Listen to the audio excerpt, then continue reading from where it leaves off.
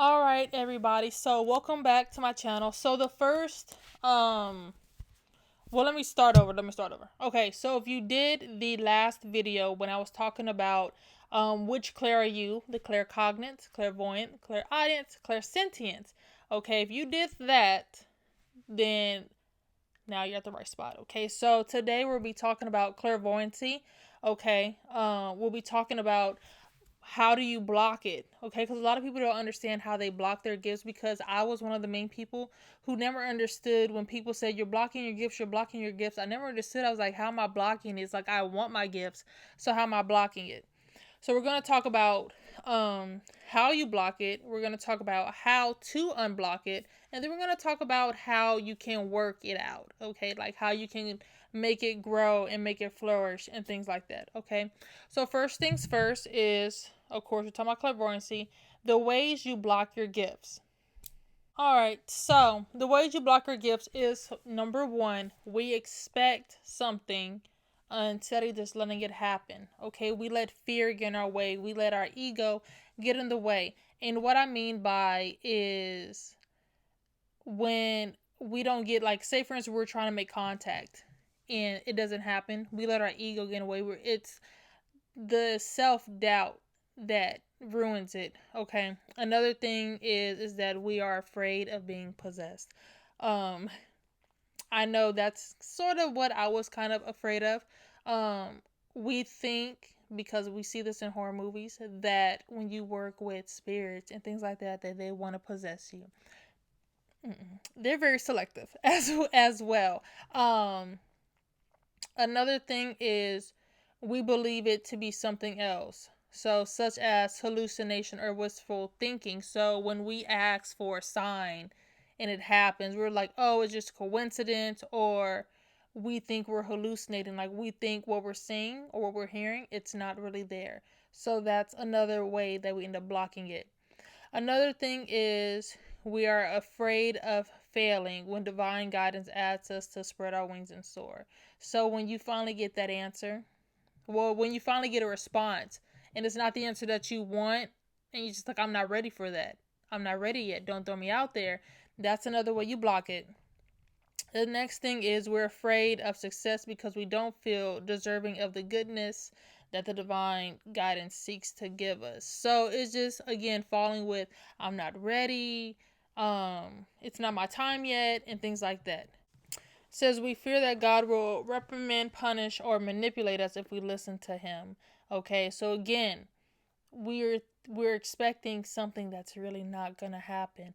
We are thinking that, and I know a lot of people say this, is just kind of like, it was like, oh, well, God doesn't want you to have these visions. God doesn't want you to hear these things. God doesn't want you to see certain things. And it's just kind of like, you got to sit here and think about the Bible.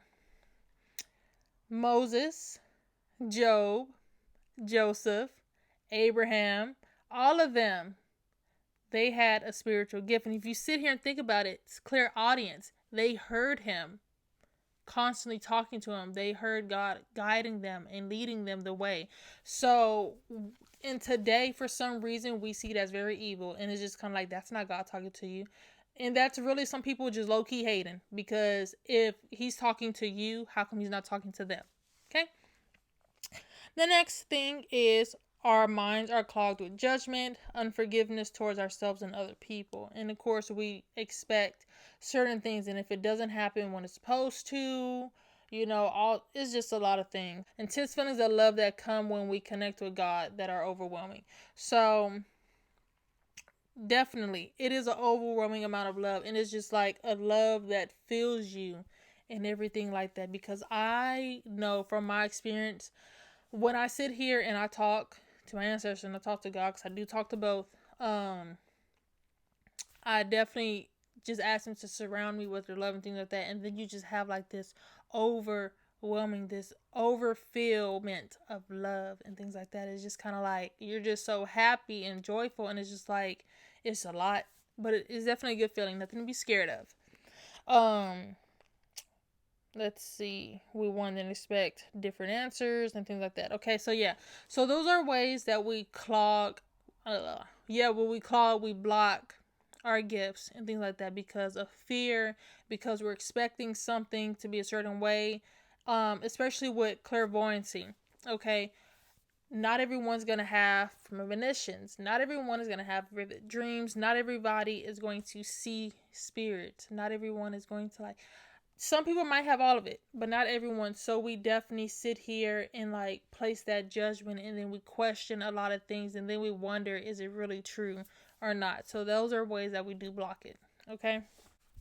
So the next thing is going to be to strengthen your relationship with your ancestors and God. So ways to do that is you need to constantly, make it a point to talk to them. You need to seriously just sit there and have a conversation. Just like how I'm talking right now. I could literally be talking to God right now. And so that's what I'm just saying. Like, just have this conversation, just have this open dialogue and things like that. Just talk. Okay, because they would listen. And then over time they would definitely respond to you. Okay. Um Remind yourself to ask for divine guidance. Okay, because ancestors, God, spirit guides, angels, they're not going to intentionally try to scare you. So you have to make sure you ask for it. So if you ask to see them, if you ask to hear them, know that they will come when you finally let that guard down. Because they're not going to pop up if you're already fearful. Okay? They're not going to try to come to you if they know you're scared. Okay? Um, Ask God and your angels to help you in your faith, help you in receiving, following, and benefiting from their guidance. Another way that we block our gifts is we ignore it. Okay, when something happens, when we hear that little voice, when we see things, we have these like feelings like, oh, that's, maybe that's the reason why I shouldn't do this. Or when you hear that little voice or just get this feeling and everything, we ignore it.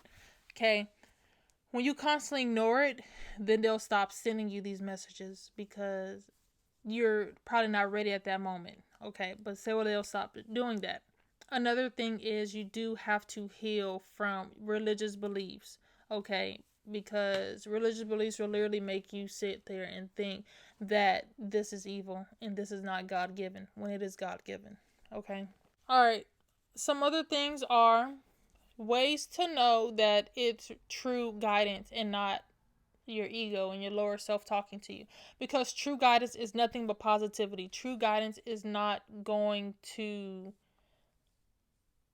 try to force you to do something, because guidance is not going to go against your free will. So say for instance you're just like, should I go buy this car, should I do this, they'll try to give you little nudges, but they're not going to tell you go buy that car. Like, no, that's not gonna happen. And that's one of the things of expecting something. Just like a lot of people would be like, prime example, a lot of people would be like, should I stay in this relationship? Is this person for me? Give me a sign. Let me know. We're expecting a yes or no answer, and it's not going to be a yes or no. They're going to constantly give you these nudges, constant things that's going to be happening in that relationship, and you know that you should leave, but you're waiting on that definite yes or no if you should stay or leave. And you're constantly asking, and they're constantly giving you nudges, and constantly like stuff is constantly happening to you, and it's just kind of like, we're letting you know that you need to leave, but we're not going to tell you to leave because you have to want that. You're going to have to do it, sort of thing. um it's kind of like too, like when you helping children with math, and they're sitting here, hey, can you help me, I don't understand, and you're guiding them, and they're sitting there waiting for the answer, and like you're like showing them like 2 plus 2 is what, and then you just kind of break it down. It's like, okay, if 2 plus 1 is this, then 2 plus 2 is just kind of like they're giving you like nudges so you can put 2 to 2 together. Okay, so the next step is going to be making sure that this is what you want. Making sure that, because I'm going to tell you this, you can close these off anytime you want. Okay. But of course, you have to repeat all the steps again to open it. Okay. So you have to be 100% sure that this is what you want. Okay. I will tell you that there are some times where it's a little bit scary, but only because it's something new. It's something that we have not experienced in our adult. Children experience all the time because children don't understand what's going on, so they're more open to it. Okay? As adults, with religion and all these things that we see, it makes us very afraid. Okay? So you have to make sure that this is what you want. Okay? You need to let go of the fears and the doubts, or at least try to get it under control. Okay. Become quiet within yourself. So meditation is a great way to become quiet within yourself, because with meditation, a lot of people think that they can't meditate because when they meditate the first time, that they hear their thoughts, and it's just kind of like, oh, I can't quiet my mind. What I tell people is, when meditating, and this is what I had to learn for myself, is that it's not about 100% silencing your mind. It's literally about, you have a whole stuff going on. It's about taking one of those thoughts, focusing on it, then moving on to the next. Okay? And then ultimately, then you can quiet your mind. Then you can focus on your breath. Because when I do it, when I focus on my breath, I sit there and I literally count in my head and I'm focused on it. Okay? Some people literally can just meditate in silence. Some people don't have inner dialogues, which was crazy to find out. But yeah, so it just comes with practice, and over time you'll be able to 100% quiet mind. But you can focus on your breath. You can focus on your surroundings, things that you hear, things that you feel. Okay, focus on the thoughts. Focus on one, then move on to another. That's just my opinion. And then when you're in that simple meditation, then you can ask the questions that you desire. Okay. Okay. So here are the different things with clairvoyancy. Okay. A lot of people think clairvoyancy is literally seeing spirits, and that's not the only thing. There's more things. The crazy thing is, I found out some people don't have dreams, which was crazy to me. But dreams, vivid dreams especially, are part of clairvoyancy. Snapshots of mental pictures, movie reels, things like that. Like I can't really explain like the movie reel things, but it's just kind of like you see how things play out, in your head. That's another form of clairvoyancy, like mental movies. Okay. Seeing colors or auras. Seeing colors or auras. Like when you look at someone, you can see, this color, this glow surrounding them. That is a form of clairvoyancy. Angel lights is a form of clairvoyancy, and I literally think I experienced that last night. I was walking in the dark, pitch black. I was walking up the stairs, and then I just saw this blink, this light, this white flash in front of me, this white circle in front of me. Okay, that is an angel light. Okay. And a little bit more information on that. So, an angel light, it looks like a lightning storm. It can look like the sparklers. It can look like a flash. It can look like when you look at videos and you see this little white orb across. That's an angel light as well. Corner of eye vision. I experienced this last night as well. And that part is creepy because I've experienced that a lot. And it definitely is a little creepy because it's like you see someone on the corner of your eye. And it's just kind of like you look real quick and you're like, what the heck was that? And when you look, there's nothing there. Okay. Over time, it'll change. But that's another form of clairvoyancy. Visual signs from heaven. So, such as when you ask God to send you a sign, something happens like that. Or a little bit down the line, but something happens. It's a form of clairvoyancy. Okay. Symbols. Being able to see symbols, like mental images of something. So, for example, the medium, Tyler, if I'm not mistaken, when he's doing it, he'll say, he's like, I'm seeing this type of necklace, this color with this charm on it. That is a symbol. So that's associated with someone. Okay, so that is a form of clairvoyancy. There are a lot of symbols. A few of them, especially dealing with clairvoyancy. So if you have a symbol of an airplane, like you're doing something for someone, it's like, oh, I'm seeing an airplane. Airplane is travel. The same thing if you see like a baby. Of course, it's pregnancy. And things like that. Okay, so those are some symbols as well. Those are a few examples too. So if you ever feel like you don't fully understand, ask your spirit guides and they will give you a clear, just ask for a clear sign and they will give it to you. Okay? So now we're about to get started on opening your third eye. Because that's literally what clairvoyancy is. Clairvoyancy is the third eye, which is going to be right here. Okay? Excuse me. So, with this, and this is where we're about to meditate. Okay? We're about to meditate right now. Well, you are. Okay? You're about to meditate. And before we do this, I will tell you, make it your mission to do this every day. Okay? Make this your mission to do this every day. And it's not a lot. Okay? Because you're really going to chant something and it is going to help. So do this 7 times in a day, 7 times at night. Okay? But anyways, getting started. So go ahead and close your eyes. Okay? I need you to relax. Shake your shoulders, wiggle your hands, all that. Relax. Release that tension in your shoulders. You need to relax. And matter of fact, let me talk in a more relaxing tone because right now I sound very aggressive. Okay? So what you're going to do is you're going to sit in a relaxed position. Okay? You're going to shake your shoulders, shake your hands, wiggle your neck from side to side, wiggle your toes, separate them things, get some air in between them, all that. Okay? So envision your room. Picture your room. And picture that room filled with golden light. Okay, envision it. Picture your room filled with gold lighting.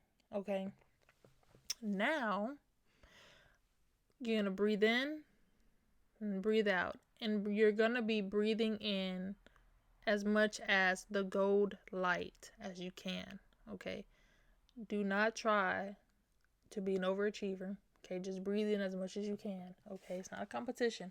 Breathe in as much as you can and breathe out. Okay, so now you're going to bring your attention to in between your eyebrows. Focus on the spot in between your eyebrows. Okay, feel the light feeling in between your eyebrows. Feel as if the sunlight is sending its rays into the middle of your eyebrow. Okay. All right. So you're going to be doing that. Continue to breathe in and breathe out. Every time you breathe in, imagine more and more light going into the center of your eyebrow. Okay. You should start feeling something. You should feel a tingling sensation, a little bit of pressure. If it feels like a little headache or like a little something like that, that is a sign that it's working. Okay, and if you're not feeling that right now, it is okay because you will. Do not let that ego. We talked about that ego blocking. Do not try to force it either. Let it happen. You have to be relaxed, okay? So when you are doing that, breathe in and breathe out. Set your intention on opening up that third eye. Imagine a little eye in between your eyebrows and imagine it slowly opening up or opening up.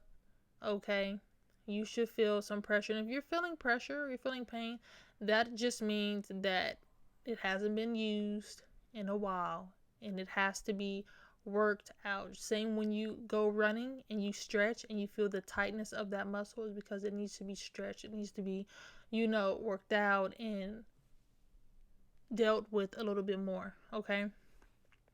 So As you are opening up your third eye, you can release any thoughts that could block your spiritual vision. So, by that, I mean release the ego, release the doubt, because I know a lot of people are probably feeling that this is too good to be true, that they probably don't deserve this gift, and I think you need to let that go. Let go of all of that, okay? The next thing is when you open your third eye's eyelid. Do not try too hard. Do not struggle. Do not strain. Because when I was doing this earlier, I wanted my third eye to blink. Okay?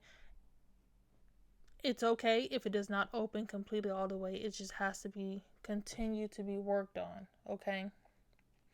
So, with your eyes closed still, with you focusing that gold light in between your eye, your third eye, okay? Now you're about to start chanting. Now you're about to start toning and working it out, okay? So there are two different chants, okay? One of them is going to be Amen. So you're like, Amen, Amen. You're going to be chanting that. Or if you want, you can do You're going to be chanting that. Chant that with your eyes closed still, imagining that gold light going into your third eye. Okay, you can do Amen or you can do Okay, just keep doing that. Okay, you can do it out loud. You can do it silently to yourself, whichever you feel comfortable with. Okay, this is what you need to do every day to open it up, to work on it, because you definitely need to work it. It's not going to happen overnight, okay? And if it does, congratulations. But if it doesn't, it is okay, okay? You just need a little bit more work, and that's perfectly okay. So do this before going to bed, and do this when you wake up, okay? Another great thing for opening up your third eye, and this is what I do as well. There's this YouTube page that I love called Meditative Mind. They have some frequencies on there that literally balance out your chakras, okay? And they are, titled for what they will specifically do. So they are sleep meditations, and then they're regular meditations as well. You can do this as well. Do this while you're meditating. And you don't have to spend a lot of time, because a lot of people think when they meditate, they have to do it for extremely long periods of time, and you don't. If you only have 5 minutes a day to do it, then do it. If you only have 3 minutes a day, that's fine.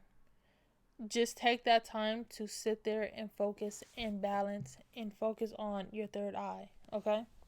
So we have an exercise, okay? A spiritual visual exercise, and one of them is, now you can open your eyes, pick something in your room, and I want you to study it. I want you to look at it, okay? Remember the colors, remember the size, remember what's around it, okay? You can even do it in here, whatever you see, okay? Study it.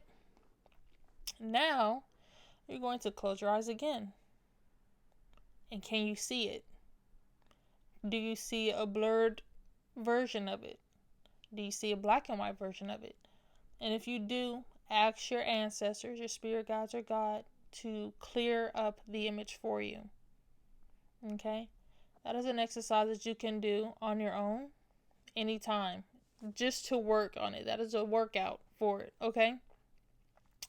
Another thing is, this is exercise number 2. Okay, you're going to take a few deep breaths, and you're going to say either Archangel Raphael, okay, or you can say God, or your spirit guides or ancestors. You can say, please come to me now, okay? Then you can say, please place your right hand onto my third eye, okay? And what do you feel? What are you seeing? What colors are you seeing? What images are you seeing? If you don't see anything right now, it is okay. It takes time, it takes practice. But if you do see some things, that's another thing. Okay, and if you really want to get real fancy with it, you can ask them to send you a message. You can communicate with them that way. Ask them a question about something. Okay? Ask them a question about something that you don't know about, and then go look it up. Okay? That's another exercise that you can do. After you do that, make sure you say thank you. When you work with your spirit guides, your ancestors, and God like that, make sure you say thank you. Okay? So those are going to be 2 exercises that you can do every day. And those are some ways in the beginning of how you can unblock it. So make sure you are focusing but not straining, not trying to force the visual images to come through. Okay. So I hope I was able to help. The next video that I will be talking about is going to be clairaudience. Okay. So if you scored high on clairaudience as well, or you are interested in opening your ears, check out the next video.